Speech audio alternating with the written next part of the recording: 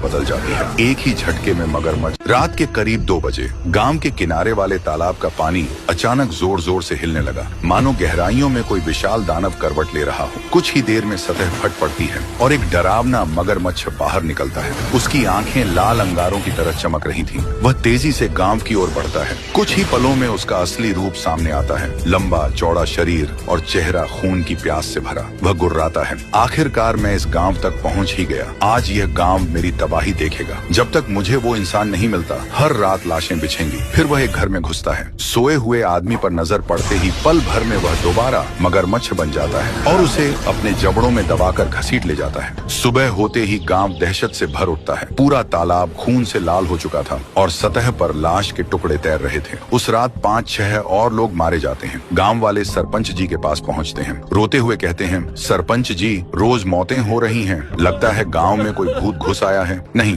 ये कोई भूत का काम नहीं है, यह एक इच्छाधारी मगरमच्छ का काम है। मैंने अपने जीवन में ऐसे कई किस्से सुने हैं। हमें तुरंत राजस्टार को बुलाना होगा। अगली रात राजस्टार गांव पहुंचता है। वह तालाब के किनारे बैठकर अपनी पुरानी ढोलक निकालता है। वह धीरे धीरे ढोलक बजाना शुरू करता है। ढोलक की गूंज पूरे तालाब में उतरती जाती है। पानी अचानक तेजी से उबलने लगता है और फिर वही विशाल मगरमच्छ गहराइयों से बाहर निकलता है। पल भर में वह इंसानी रूप ले लेता है। वह दहाड़ता है, तेरी हिम्मत कैसे हुई मुझे बुलाने की? अब ढोलक बजाना बंद कर, वरना तेरा भी वही हाल करूंगा जो गांव वालों का हुआ था। राजस्टार कहता है, पहले यह बता, तू लोगों को क्यों मार रहा है? आखिर तेरी दुश्मनी किससे है? इतना कहकर वह फिर से ढोलक बजाने लगता है। मगरमच्छ दर्द से चीख उठता है, रुको रुको, ढोलक मत बजाओ, मैं सब बताता हूँ। वह भारी आवाज में कहता है, कुछ साल पहले मैं अपने बच्चों के साथ इसी तालाब के किनारे रहता था। मेरे बच्चे रोज यहाँ खेला करते थे। लेकिन एक दिन जब वे तालाब के किनारे खेल रहे थे, तभी एक नीली जीप आई। उसमें बैठा आदमी शराब के नशे में चूर था। उसने लापरवाही से गाड़ी दौड़ाई और मेरे दोनों बच्चों को कुचलता हुआ निकल गया। मेरे बच्चे वहीं तड़प तड़प कर मर गए और मैं उन्हें बचा नहीं पाया। मैं इस दर्द को सह नहीं सका और उसी दिन इसी तालाब में डूबकर अपनी जान दे दी। लेकिन मरते वक्त कसम खाई, जब तक उस नीली जीप वाले को न मार दूं, मैं चैन नहीं लूंगा। राजस्टार मन ही मन सोचता है, इस गांव में नीली जीप तो सिर्फ एक आदमी के पास है और वो है व्हाइट 444। वह मगरमच्छ से कहता है, मैं तुझे उस नीली जीप वाले का पता बताता हूँ, लेकिन एक शर्त है, इसके बाद तू इस गांव को हमेशा के लिए छोड़ देगा। मगरमच्छ मान जाता है। रात ढलती है।